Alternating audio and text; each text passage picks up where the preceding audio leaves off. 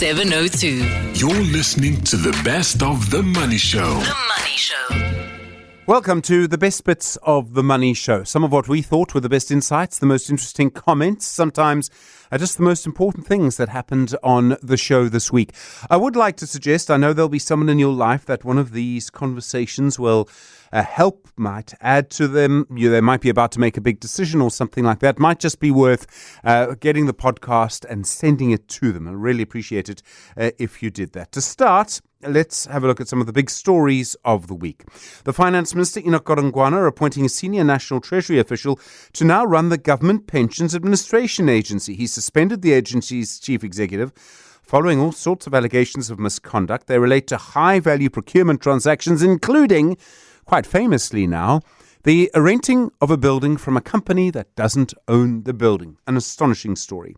The energy regulator NERSA confirming it's entered into a settlement with Eskom. NERSA made mistakes in determining the amount of money Eskom can charge you for this year and the next 2 financial years. And this is going to have a big impact on you over the next few years. And I'm sorry to keep repeating this, but it's not the first mistake NERSA has made in this space. And in the US, the Federal Reserve Governor, Lisa Cook, filing a lawsuit against the US President Donald Trump after he said he was firing her.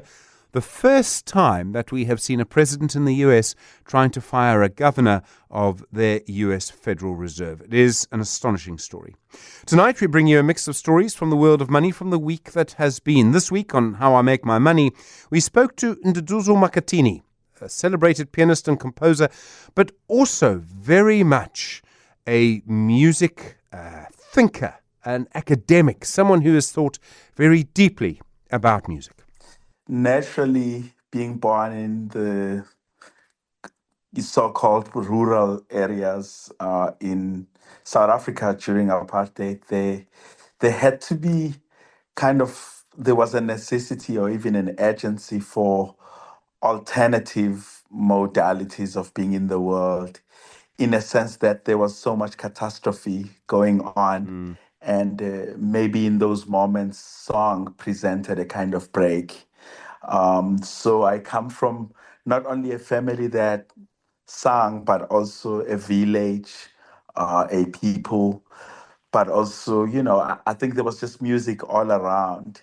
And there was a certain attachment to music back then, of course, which was every ritual was kind of signified by certain repertoires, which would mean eventually that repertoires were speaking to ways of being in the world, but also calendar events and marking very important times. So I kind of came from those traditions and I tried to advocate for that, both in my scholarly interventions, but also just as an artist that shares the stages all around the world. So that's really the background. I noticed your website, which maybe is just for a sort of international audience, because they described you as a Zulu healer, which is not a word we would use in South Africa, I don't think. But I thought maybe it did contain an important word, because does music play a role for you in healing? I mean, healing of our soul, healing of our wounds. Right. I guess there is some kind of truth in that, in a sense that I am initiated as a sangoma, so which will translate as a shaman or a healer in kind of global context. But also, I think it's just an intrinsic kind of ingredients or even a property in the sounds of South African or African music, where if we speak about a word such as ngoma, it's very telling of the idea of healing, that of song, that of prophetic knowledge, that of divination, and all of these things kind of holding into a kind of wholeness. So whereas in the West, for instance, music is understood as a branch of aesthetic, in Africa, and without exoticizing, this is definitely a much more expanded notion of musicking, which has to do with healing practices and prophetic traditions. So it's definitely a thing that's it's kind of a backdrop, perhaps even a framework for my work. It really enunciates with this vision for opening, healing potency, at least for people to access their own healing powers.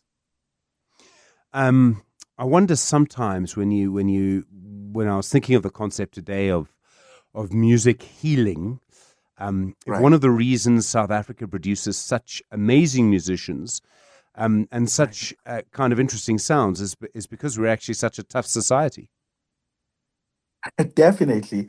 I guess there is something to be said about that. It's in a sense that even outside of Africa, Black aesthetic has always been a kind of fugitive aesthetic, in a sense that Mm, it has to do with the fact that the Black biography is something that we cannot transcend mm, in making the music. In other words, the body and what the body has experienced through generational catastrophes and things that our forefathers and foremothers have mm, experienced is not something that we're trying to escape when we make music today.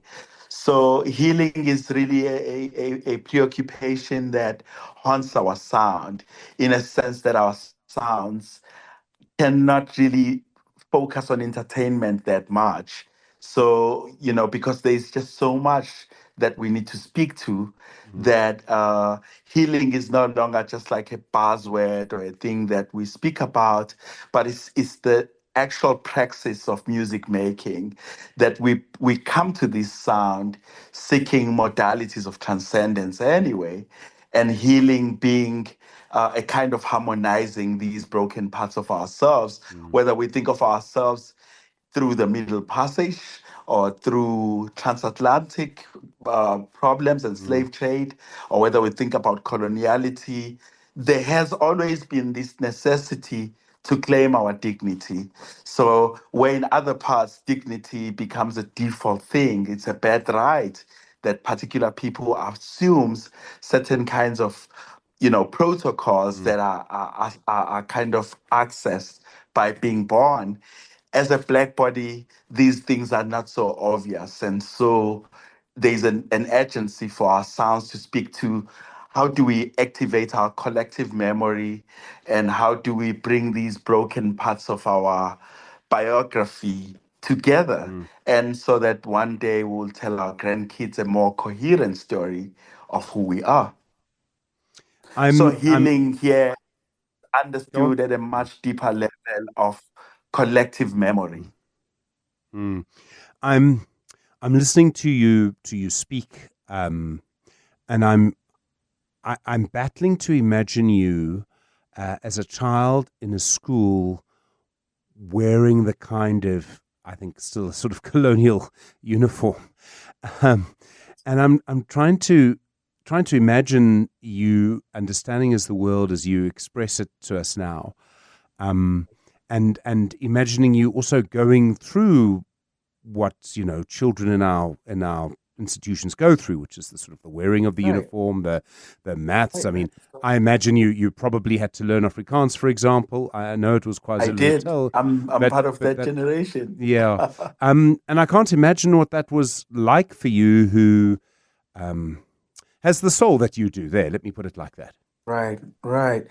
Man, of course, like what you're painting is definitely a backdrop for any child born in the early 80s. Mm, Afrikaans as a second language, English as the first language, at home, the mother tongue completely excluded from mm, curriculum. And even more, Afrikaans, you know, at the backdrop of 1976, where the previous generations had to think about mathematics, mm, physics, biology inside of a foreign language. So there's, of course, these problems that we inherit as people that come after.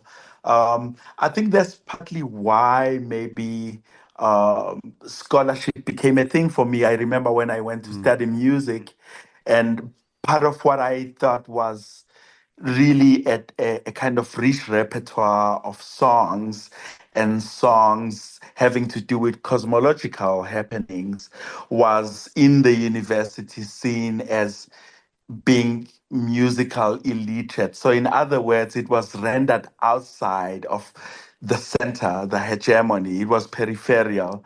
So, as a result, I had to do what they call the foundation year or a bridging course for people that had no musical background.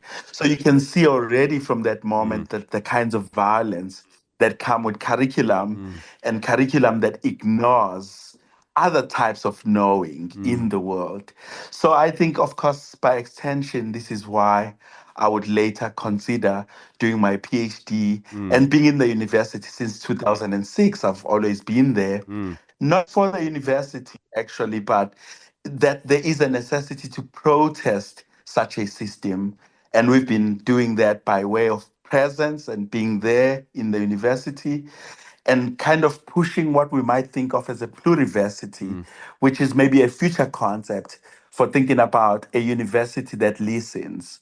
So, for instance, you find a university just at the back of Umkumbane in Durban, but that has no connection to the epistemologies of the people in Umkumbane. So, a pluriversity as an intervention will be maybe a future university or a future pluriversity that will understand that there are multiple ways of thinking about truth and get away from this singularity of truth and this notion of the universal as a Eurocentric paradigm, by extension informing curriculum.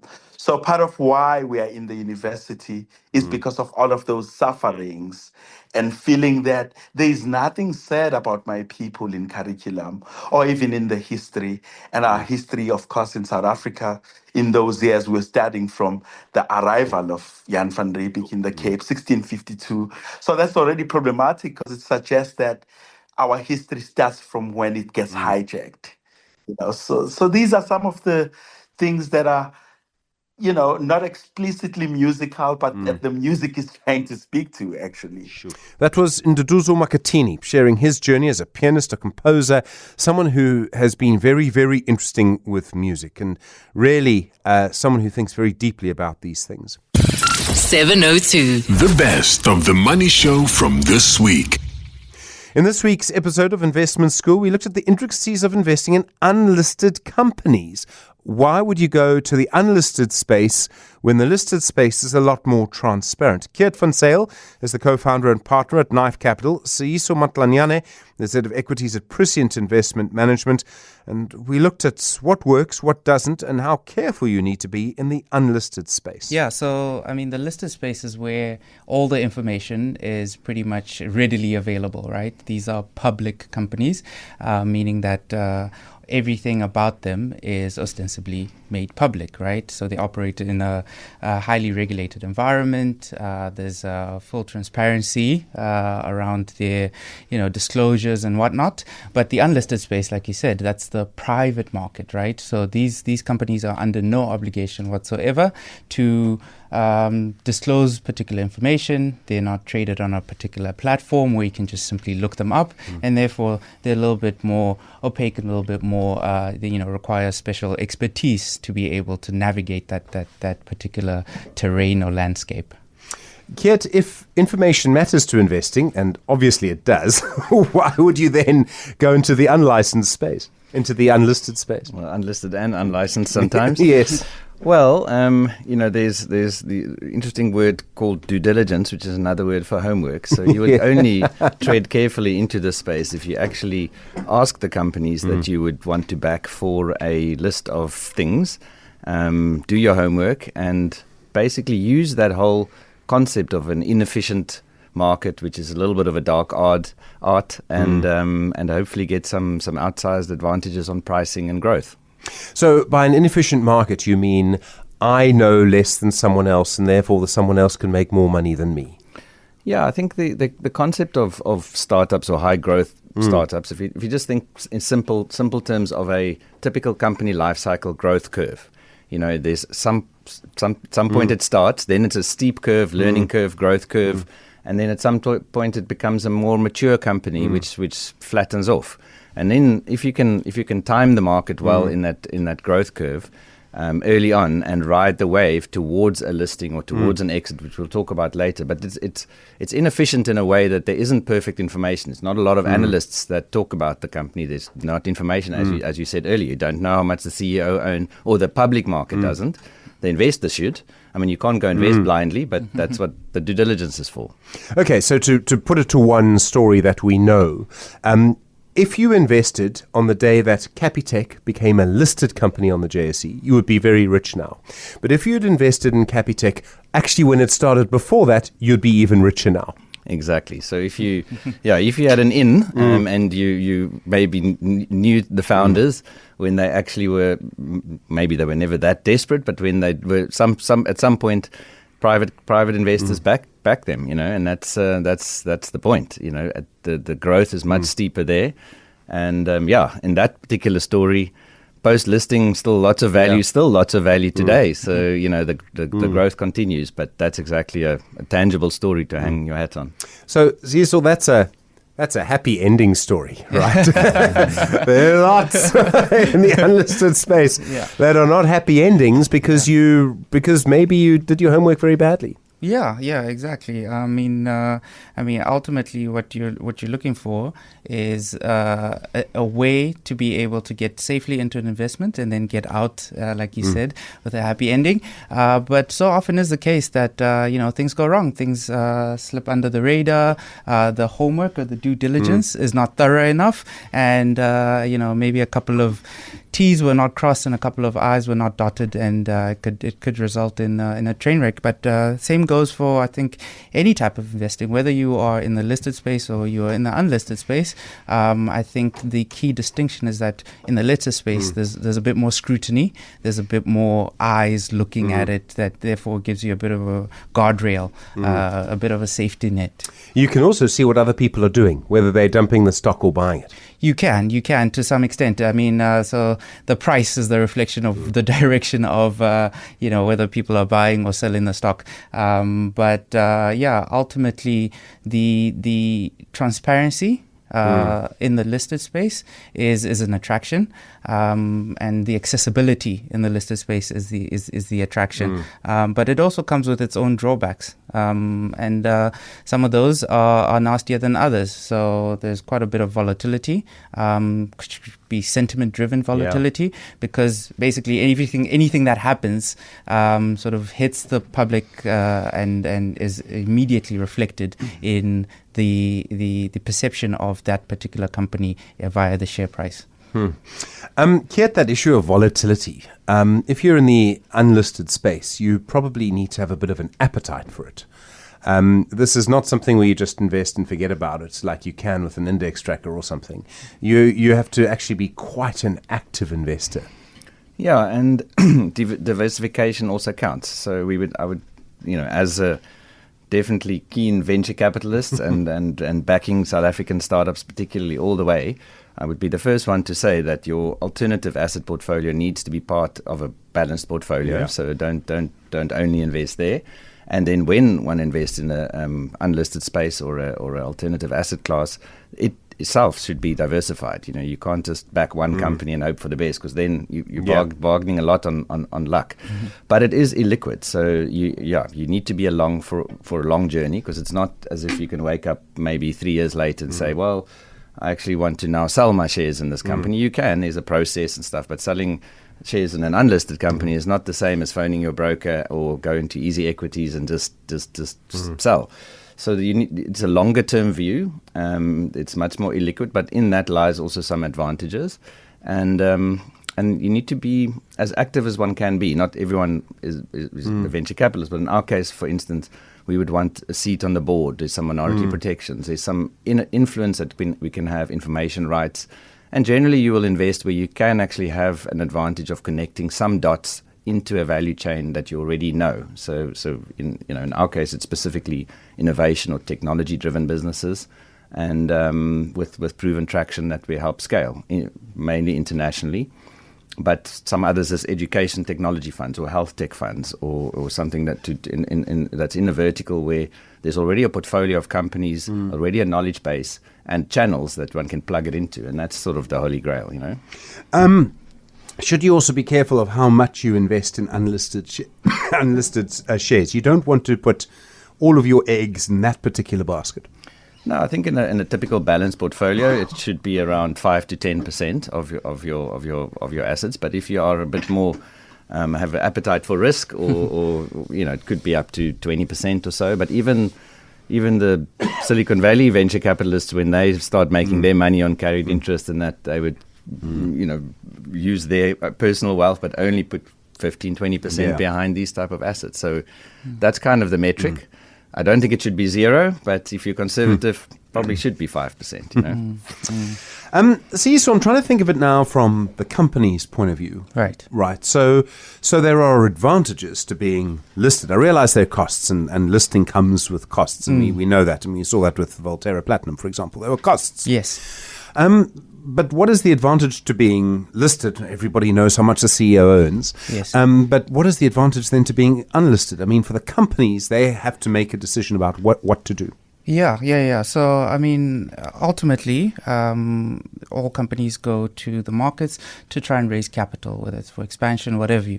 The decision, or one of the big aspects in the decision to whether go listed or unlisted, will obviously be around the regulatory environment that you're then walking yourself into. So, if you are a company and you happen to be big enough that you can be listed, we find that the reporting requirements and basically the regulations around the listed space can be quite strenuous and can be quite onerous on the companies, and therefore they might just prefer not to operate within the unlisted space, where they can maintain a certain amount of control around their affairs. And I think that that leads nicely into the control aspect as well, because if you are in a public space, you've got all sorts of shareholders, multiple shareholders in instances, whereas in your private space, then you can sort of if you're lucky enough, handpick and have a select group of people that you work closely with as owners of this company.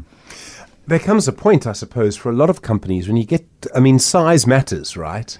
When you think of the bigger companies, you're thinking of often listed companies. Yes. Not always, but often. Yeah, no, 100%. So for the most part, the bigger a company gets, the more likely it is that it will eventually become listed and operate within that listed space. And also some of the regulatory burdens and the reporting requirements, etc. Once you're bigger, you can sort of absorb that. They're not such a big part of your fixed costs, etc. You have the human capital, and you can actually absorb them. Whereas a smaller company, or like a startup, venture company, that could actually be quite onerous, especially on the day-to-day operations. There's the thing about scale. You get to a point where if you're a retail chain, you can maybe be unlisted if you're just in Johannesburg.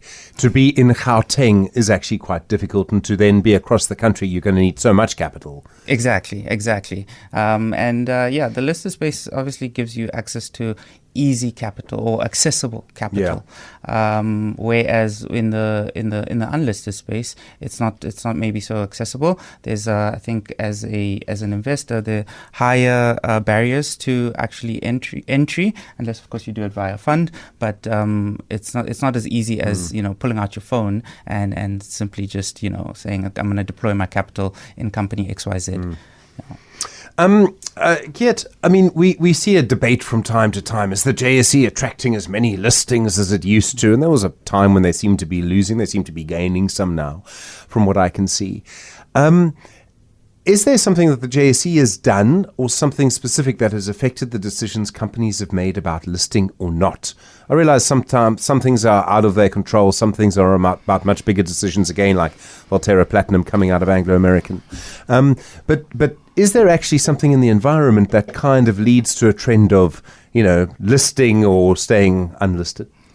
Well, yeah, unfortunately, South Africa, but it's also an Africa-wide problem that listings aren't, they are few and far between. So in the venture space, and even in general. So typically, how this should work in a market is, as typical company has its early stage growth, it is quite good to be nimble by not having to disclose all your moves, in terms of your strategy. So what the great thing about listing a listed company is that you have access to capital may be easy, but you have to put a sense announcement out basically every time you you do anything. So you have to give the market information to be able to assess you and make a near perfect decision.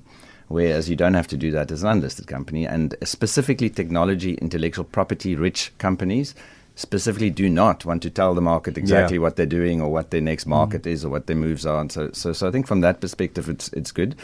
The JSE specifically is working quite actively with the private equity community to try and figure out how can we facilitate more listings on the JSE. There are some alternative exchanges, including Cape Town, where they are trying to find ways of creating liquidity, because that's the one thing holding our industry back, is to say, well, it's fine to get in maybe, but how do you get out? How do you create that sort of secondaries market and so forth? So a lot of moves are being made, but the bad news is not enough. So the main exit basically is, how do you sell the share? So a typical environment is you invest in a business, take a local startup like Quicket, ticketing business, which some people may know, which we've invested in early on with some great founders, Jamie and James and Mike. Help them grow. They did their thing, we did our thing. We went through the wiggles of COVID together in the ticketing space. Sure. And then last year sold that business to Ticketmaster. Yeah. And it was a very good return for all of us involved. And that's how it should work. But that's typically how we as South African investors exit these businesses, is by a trade sale to a strategic partner. So someone realizes that they want to get into this African market, or it's a local company that wants to go after a specific channel, or they want to insource innovation. A lot of these entrepreneurs are unemployable. Yes. So you have to do what we call an acqui-hire. So you acquire the company to hire the team type thing. So there's a lot of M&A activity in building a business where it happens now with AI, people trying to get ahead of AI. There's a lot of boardrooms. There's a buy or build decision to be made. Should we try and get onto this, or should we buy a nimble company that already has got their heads around this? And that's sort of how the liquidity works. But to answer your question, a lot of people are getting their heads around how do we facilitate liquidity through listings, but it's not happening. That was Keet van Sail from Knife Capital and Seeiso Matlanyane from Prescient Investment Manager, breaking down the potentials and pitfalls of investing in unlisted companies. The best of the Money Show on 702. 702. Your shapeshifter this week, Tim Akinnusi, the co-founder, CEO of Mortgage Market, his incredible journey from corporate executive to entrepreneur, and really reshaping the home loan experience. I asked him plenty of questions too about the fintech space and innovation. Yeah, Stephen, I found myself in an industry that I fell in love with. The idea of making home ownership a possibility for many South Africans. And I just felt that the industry was not as transparent enough.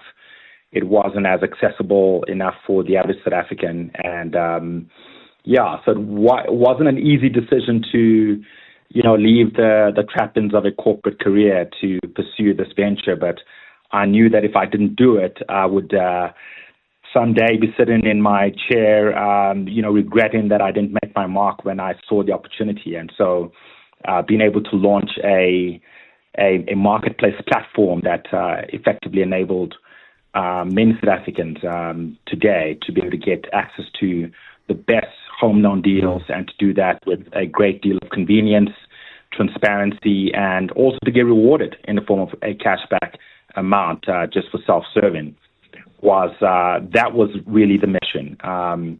And today we sit here 5 years later. We celebrated our 5th birthday. And I'm really glad that I took that decision to take a leap of faith. The sort of original insight, did it come from a frustration? Did it just come from this could be done better? Did it just come from, a week of I don't know, long showers or long walks or something where you suddenly, at the end of the week it was fully formed? Or did it take quite a long time? Sometimes people do have a kind of flash of insight.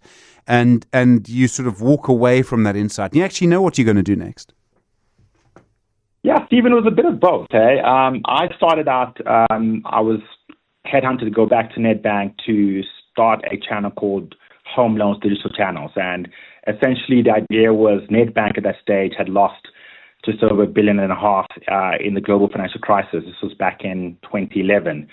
And so the idea was that they wanted to self-originate clients through their website. And so we built out this capability in terms of the front end and the value proposition around being able to get a bond within a couple of hours. And at that stage, the average turnaround time to get a bond was probably about a week and a half. And so I started out and built that channel out. And surprisingly, it was at the time when the internet was becoming a lot more accessible and pervasive. And that took off. It did very well. I was promoted onto the Exco and had a great career at Nedbank. And then I moved over to ABSA. And it was at that stage that I felt that the timing was right to say, if that idea could work for one bank, where a single application could be made to a bank for a home loan, then why not that same single application to a multitude of banks in the form of a marketplace? And so that was really the idea to do that. And nobody had done it locally. We had seen some versions of that internationally. And I felt that if I didn't take that leap of faith to do it, somebody else would. And, capture a market, or at least move the market in a way that made it a lot more accessible and transformative. And that was the birth of Mortgage Market. It's one thing to have the idea, to work out a little bit of it, but to kind of get it going, you generally need money from somewhere, and you also need customers from somewhere. So the banks had to agree first, really. Absolutely. I had to bootstrap this, so I put a lot of my own money up front and got this to a stage where it was a working prototype, and then launched it in 2020. And that was quite a scary thing, because shortly after we launched, 2 months later, we had COVID. And so my grand ideas about doing some advertising and reaching out to people just went out the window. And so I had to pivot and launch a few other call it enhancements to the whole technology, which was the idea of people getting pre-approved and understanding what they could afford prior to making the application for a full home loan. And so by launching that allowed us to get new customers in, because people had time on their hands. They weren't in a position to go out to view homes, but they could certainly ready themselves. And so we did that for 6 months and got picked up by a VC who made an investment in us at a very critical stage in our business. And from there, we've just continued to, plug away at this mission. And, today we have a platform that is actually a software service as well. So we've enhanced it to the extent that it's now a mortgage as a service. And we've white labeled our entire technology to give that to any institution or anyone who has an interest in home loans to be able to have their own marketplace. And that's been the birth of Easy Mortgages, which has been a partnership with Easy Equities, MTN, and quite recently Take a Lot Home Loan Hub that launched about 4 days ago. It must have been very scary to sort of be starting and then the pandemic comes down. Looking back, the pandemic did make us think about things in different ways. It did mean we were at home a lot more, idly looking around, wondering if maybe I could afford something better. Do you think maybe, I'm not a chance going to say that it was a good thing, but looking back, do you think it did have an impact in maybe just helping things along a little bit, very strangely? I think so, very strangely. You're actually right about that, because it made everybody appreciate the value of their house, right? Because we were all locked down. Yeah. We needed space. Our homes became our entertainment areas, our workspace, our sense of zen. And so people started valuing their properties a lot more. And that brought about some pent-up demand. There was also some immigration. So areas where people never thought that they would be buying property all of a sudden became quite popular, i.e. the Western Cape. And so I think it made property a lot more relevant than it ever was. And it drove the idea that people could start making better investments in their own homes rather than renting. But unfortunately, that also came with another side to it, which was that, the pandemic brought about a lot more call it loss of jobs meant that people didn't have the ability to afford these homes. And that is the effect that we've seen played out over the last couple of years now, where people are renting, and now interest rates are coming down, and that means more people can get back into the market, except a lot of their credit is impaired. And so it's been both a blessing and a curse, but I think overall, more people are aware of the importance of keeping their credit in good shape, and also the importance of having long-term assets such as their homes. There's, well, let me put it to you like this. As a sort of outsider to the space, to the fintech space, it seems to me there's been a huge amount of innovation in South Africa. Now, I realize this is, modeling, this is following other trends in other places. Do you think there is anything about South Africa that makes us innovate differently or makes us very fast to adopt? We do have, and I mean all the surveys have shown this, we do have a very advanced financial sector which must help. And for all of the talk about people who don't have enough data, I do actually think we're very data savvy. I mean, there are plenty of surveys that show that South Africans spend sort of more time on WhatsApp and online generally than many other places. I think there are important reasons. That was Tim Akinnusi, the co-founder and CEO of Mortgage Market, sharing his journey into the fintech innovation space. The best of the Money Show on 702. 702. In this week's edition of Personal Finance, we focused on one of the most important questions you'll face in retirement planning. What is the right way to get your retirement income? How should it be paid out to you? Warren Ingram, the co-founder of Galileo Capital, spoke about the complexities of this decision and particularly the choice between a variable income and a guaranteed income for the rest of your life. It breaks up really around our retirement fund. So when you reach retirement age, in this country, retirement age is 55, but most of us are probably going to keep going flat out until we're 65.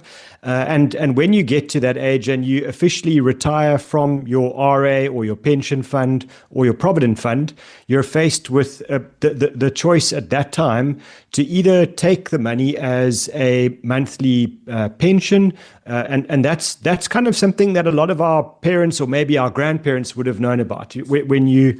When you get a guaranteed income and you know exactly what the amount is, and you hope it goes up with inflation every year. The alternative is something called a living annuity, and that's, I mean, it's now quite old. It's easily 20 years old, but that's not so certain. The outcome that you have there is quite variable. So we're faced with that choice as we hit retirement, and for a lot of people, Stephen, it's probably the biggest decision they make after or financial decision, let's be clear, after they buy a house. So it is a big one, and it's something we need to pay attention to. Is it something that people are properly prepared for? I mean, yes, we all talk about, how to invest the best way, but it's a big decision to make, and often you'll be making it with someone else. So you really need to think about it very carefully. You do, and I find that the answer to the question is no. I think a lot of us are not prepared for it. Number one, there's a financial education, financial literacy element to this, because when you work for a salary for your whole life, or you run your own business and you kind of go month to month, you don't really pay attention to investments in the way that you will when you're retired, because that's probably the first time in life you become a professional investor. You actually live off the money that's invested on your behalf. And so these decisions are often, I mean, it sounds funny to say, but they're often quite traumatic. People find, huge amounts of stress, and it's an area they don't understand well at all. And then, I guess the downside is that you become prey sometimes to dodgy selling tactics, and other times just the emotion overrides logic and reason. And so, you might be getting great advice, but the emotions, prevent you from hearing what you need to hear, and you make the decision based on emotion. And unfortunately, emotions are very bad ways for us to make sound, sensible decisions around money.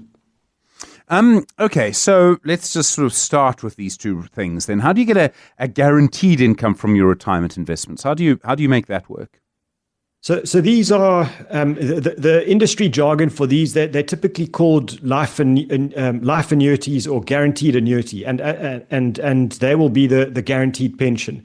So what happens is you retire, and then you essentially take your retirement capital and you do a transaction with an insurance company. And the reason why you're doing an insurance company is because they're contracting with you. They're taking your retirement capital, and in exchange for that capital, they're guaranteeing you an income for the rest of your life. And the way that they'll do that is they'll say, please explain your age, your medical circumstances, and your state of health as you are now. And then how would you like your income to grow? So would you like it to grow by inflation, or would you like it to grow at a fixed percentage? For example, it's quite common where they'll say, you start this year at 50,000 Rand a month, and then next year we'll increase it by 5% as an example. And then the other thing that they'll add to that is if you are married, then your spouse might be entitled to a portion of that. It's usually about 75% of that pension amount if you die. So on the surface, it's quite a nice product, because if you don't understand investments, you don't really want to pay attention to markets and politicians and the like, you might go for this. And a lot of people would be tempted. The thing to understand here is you've paid all that capital to the life assurance company, and on the death of you and your spouse, that's it. There is no money. There is no inheritance for your children. So it's the one very big consideration when you make the call to choose this guaranteed or life annuity. Okay, so on one extreme, you could live for, 30 or 40 years and still get paid out at the end of it. On the other extreme, you could both pass away tomorrow in a car accident, and basically, I hate to put it like this, the company that you bought it from wins the bet. Yeah, often they're a little bit kinder to us, Stephen. They might give you kind of a guaranteed time. For example, they might say, well, if you do die in the first 5 years, we'll pay out a portion of the capital to your beneficiaries. But let's say you die in year 6 or year 7, then all of that money goes to the insurance company. And I think the important thing to note here is, if you're making this decision, it's you on your own. On the other side of the equation is a very large company that employs lots of, medical specialists, actuaries, and the like. And so when they give you an indication of how much income they're happy to pay out, they're doing a calculation to say, let's say we expect you to live until age 84.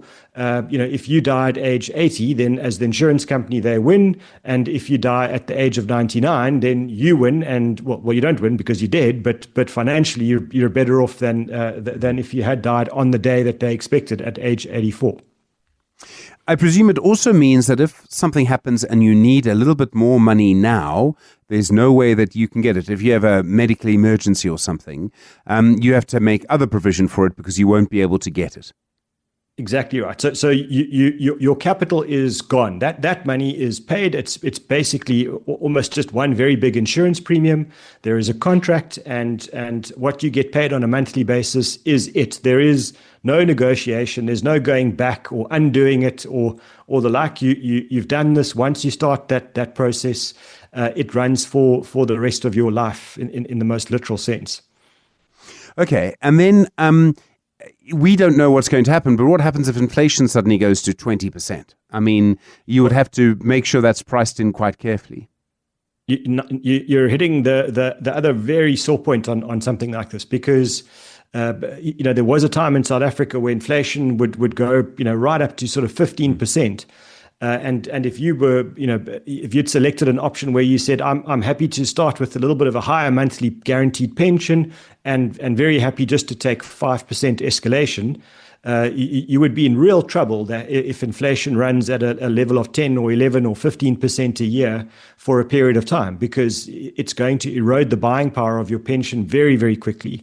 And again, that's a contract now. There's no redoing it. So I think that you're hitting the one thing that I would say to people always is, if you're going to choose something like this, and it's not bad all the time. There are circumstances where these are very good for people, but you cannot choose one that just gives you a fixed percentage growth on your income every year. You can't just say, give me 5%. You have to take the one that says, I want that my income linked to inflation.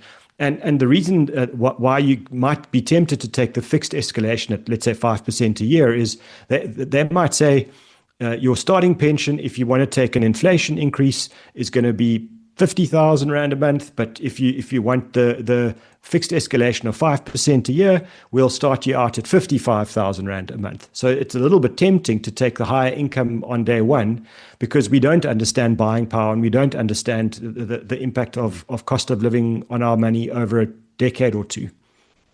Okay, let's talk now about the other sort of main product, which is a variable income. How does that work? So these are called living annuities, and they generally came into existence round about the time that just after unit trusts were developed. And the idea here is that you have your capital, you invest that in a product that will give you an income on a monthly basis, but there is no guarantee here. So you take your money, you invest it in a living annuity. And if you start that, let's say on the 1st of September every year, what will happen is, if you do it in 2025 on the 1st of September, you're going to have the option to elect an income, and it will be at the lowest end. You can say, pay me out 2.5% of the value of my investment on a monthly basis. So you're going to have 2.5% over the whole year, but they divide that by 12 and they give you a monthly income. You can go right up to a level of 17.5% of the value of your investment. And again, that will be divided by 12 and paid to you on a monthly basis. The trick here is you can't change that income percentage from month to month. So if you started on the 1st of September, the next time you can change your income will be on the 1st of September in the following year. I think it's obvious, but I just want to make the point. You can't expect that if you start with, let's say, R1 million in your retirement fund, and you're drawing 17.5%, you must know that that's not going to last very long. I think it probably lasts you 5 or 6 years, and you will have eroded all the capital that you've got in that investment. So that's the real trick with something like this, is people are tempted to start very young. Let's say they retire at 55 and they start with a very high level of income, not really thinking through that, they're actually doing themselves a huge disservice later in life. What happens then if you die and you've still got money left over?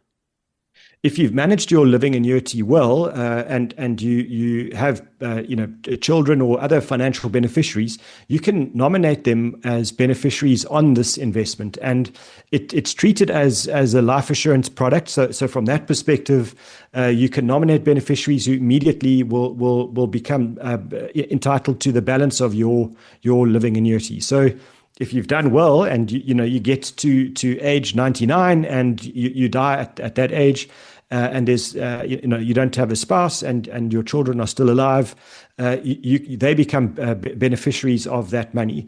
And why that's attractive is in South Africa, you don't pay estate duty or executors fees on the benefits of a retirement fund when it goes from the owner to the next generation. So it's a very efficient estate planning and kind of tax planning tool if you can manage your expenses well over your lifetime. We're talking to Warren Ingram, the co-founder of Galileo Capital. Your questions for him as well. He's a certified financial planner about personal finance. In a moment, we'll hear how you choose between these two major products. And also, there's in fact a question from Peter this evening, asking what happens to our investments when the Springboks are winning? Can we make money by buying shares when they win? Obviously looking at the second test rather than the first. We'll have an answer for you, Peter, in just a moment. The Money Show. Personal Finance with Warren Ingram. Well, Warren Ingram, of course, is a certified financial planner and co-founder of Galileo Capital. Warren, a question from Peter. What happens to our investments when the Springboks are winning? Can we make money by buying shares when they win? I thought that was an interesting question. I love the question. I actually had to go and do some research to find out if there is a link between winning teams and winning shares. And unfortunately, the answer to Peter is no. What happens is there is a benefit. So in the stock markets, they always talk about sentiment, the way we feel about things. And on a Monday morning, after the Springboks have won, the whole country feels a little bit better. And that is it is an impact. But I think it has a slight economic impact. And if the Springboks keep winning for a period of time, that does lift our mood as a country, and that positive sentiment can have a very small economic impact. But unfortunately, it doesn't drive markets. Stock markets are driven by cold, hard machines and sort of fairly ruthless, hyper-rational people. Apparently, that's how they like to tell us they are, and so they don't get emotional about shares when they get into the office on a Monday morning. So unfortunately, no, Peter, that's not a good link at all. And I looked all around the world, whether it's in America or anywhere where the big sports teams win, it just has a slight sentiment bump, but unfortunately not a money maker. I'm kind of strangely not surprised, I suppose. Okay, so we've been discussing the two big sort of ways to get paid out. One is the sort of guaranteed fixed income for the rest of your life. The other is a variable income. How do you choose between the two? Part of it might well be if you have children you want to leave something for. Yeah, I think you're touching on, for me, probably maybe the biggest distinguishing point is if you've worked hard your whole life and you want to leave something behind to your kids, a living annuity is a heck of an inheritance to pass along because it saves you so much in tax. We pay away anywhere kind of between 18 to 25% of our capital in taxes when we die, and sometimes double that if there are capital gains and estate duty. So I don't I think I always want people to try and get the most tax efficient options on their investments, and for me it's one that we should think very carefully about. So I think that if you've got kids, this is something to consider very seriously. The other side of this is if you're reaching retirement and you're horribly underfunded. In other words, you have no way of having enough money when you are going to retire. You might want to look at a guaranteed income. And the reason for that is it is likely that they'll pay you a bit more at the start of your retirement than you would draw from your living annuity. I mentioned that you shouldn't start at 17.5%. And in reality, if you retire at age 55, you probably should only draw 2.5% from your living annuity if you retire, and so if 2.5% is not going to pay the bills over a year, then unfortunately you might need to look at a life annuity. So I think your relative level of wealth is important. If you are fairly comfortable and you can afford to live on let's say 2.5 to 5% of the value of your living annuity when you retire, especially at the early part of your retirement, then I think a living annuity might work for you. Also important here is the control over your money, because once you've done a contract with an insurance company and you've got a guaranteed pension, that's it. There's nothing more to discuss. That's what you're going to get for the rest of your life. But some people want to know that they've got exposure to overseas markets and they have more allocation, or let's say a greater allocation to cash or a greater allocation to shares. Those kinds of decisions you can make in a living annuity, but you simply can't with a guaranteed or life annuity. Warren Ingram there from Galileo Capital, helping us unpack one of the most difficult decisions in retirement planning, choosing between a variable income and a guaranteed income for life. 702. You are listening to The Money Show's best bits. You've been listening to the best bits of The Money Show, a digest of just some of the most important conversations and thoughts this week. If you'd like to hear more, go to our website or your podcast app and search for The Money Show. Thanks for being with us this week. We'll see you again on Monday at 6 o'clock. Have a good weekend.